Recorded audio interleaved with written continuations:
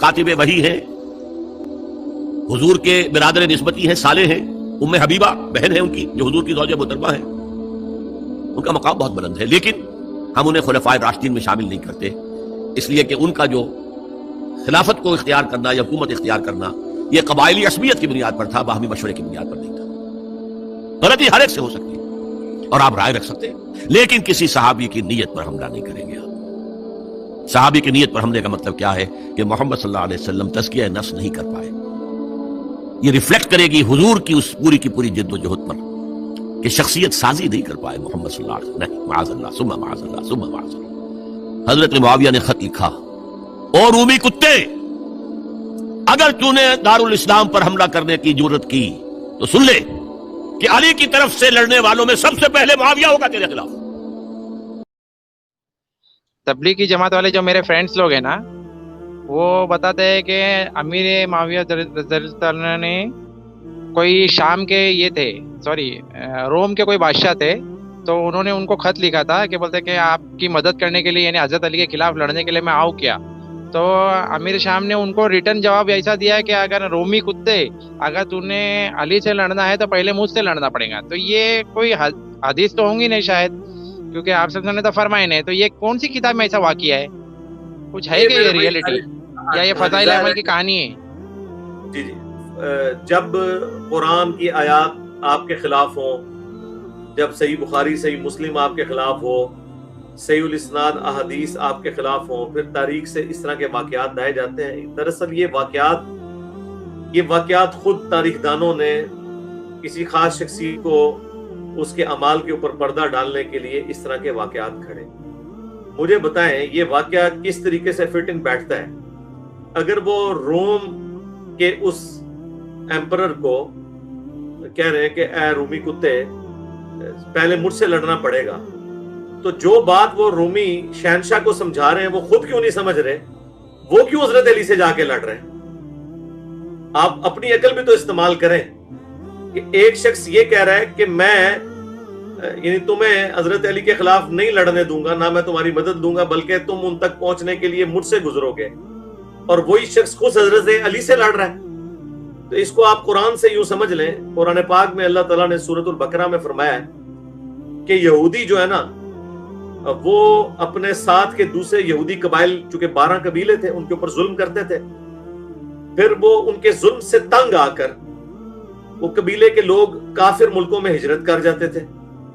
جب کافر ملکوں میں ہجرت کرتے تھے تو کافر ان کو اپنا غلام بنا لیتے تھے، اور پھر وہ غلام بکنے کے لیے یہودیوں کے علاقے میں آتے تھے کہ یہ ہیں یہودی غلام۔ تو پھر اس وقت وہی یہودی جن کے شر سے بچ کر وہ یہودی بیچارے اپنا ملک چھوڑ کر کافروں کے ہتھے چڑھے ہوتے تھے، ظاہر ہے اس وقت کے تو مسلمان تھے نا، یہودی تو ہم نسلاً بات کر رہے ہیں، عقیدے میں تو مسلمان تھے، وہ بیچارے انہی کے شر سے تو ڈر کے کافروں کے ہتھے چڑھے تھے۔ پھر یہ ان غلاموں کو آزاد کرتے تھے اور پھر فخریہ کہتے تھے کہ ہم اللہ تعالیٰ کا حکم پورا کر رہے ہیں کہ ہم غلاموں کو آزاد کر رہے ہیں۔ تو اللہ تعالیٰ نے اس کے اوپر ورڈکٹ دی ہے کہ تم ان غلاموں کو آزاد کر رہے ہو کہ جن کا نکالنا ہی حرام تھا۔ پہلا حرام کام تم نے یہ کیا کہ ان مسلمانوں کو مجبور کیا کہ ہجرت کر جائیں، کافروں کے ہتھے چڑھ جائیں۔ اب ان کافروں نے جو غلام بنایا تو بدبختوں تمہاری وجہ سے بنایا۔ اب وہ جب غلام ہو کے تمہارے پاس آئے، اب تم ان غلاموں کو آزاد کر کے تو کوئی نیکی جتا رہے ہو اپنی۔ پھر اللہ تعالیٰ نے فرمایا اَفَتُؤْمِنُونَ بِبَعْضِ الْكِتَابِ وَتَكْفُرُونَ بِبَعْضٍ۔ اس پہ یہ یونیورسل ٹروتھ ہے سورہ بقرہ کا کہ کتاب کے کچھ حصے پہ تو ایمان لاتے ہو، کچھ کا انکار کرتے ہو۔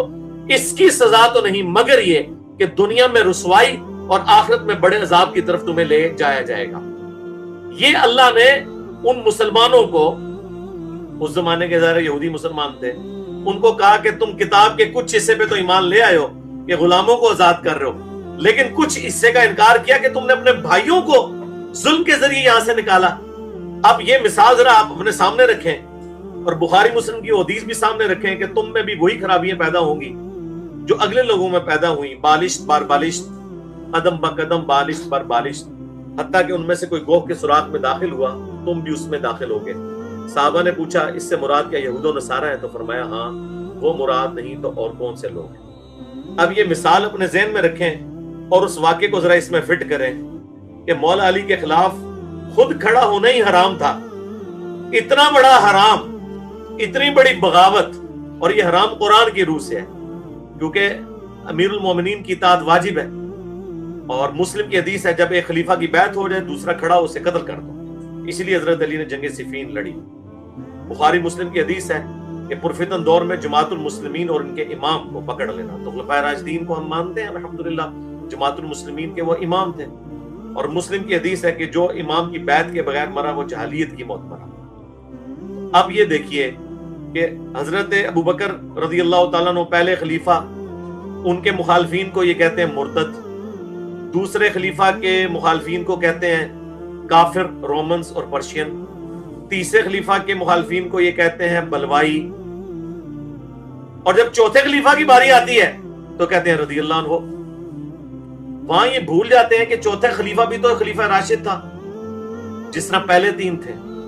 تو افتؤمنون ببعض الکتاب وتکفرون ببعض.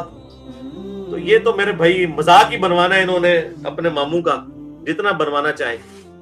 ان کے لیے کیا اتنا کافی نہیں ہے کہ ہم ان کا صحابی ہونے کی وجہ سے یہ احترام کرتے ہیں کہ ان پہ لام تان نہیں کرتے، ان کو منافق نہیں کہتے، ان کو گالی گلوچ نہیں کرتے، رضی اللہ تعالیٰ عنہ کہتے ہیں، حضرت لگاتے ہیں ساتھ، اور کسی شخص کو یہ اجازت نہیں دیتے کہ وہ نبی الاسلام کے کسی ساتھی کے بارے میں گالم گلوچ کا معاملہ کرے.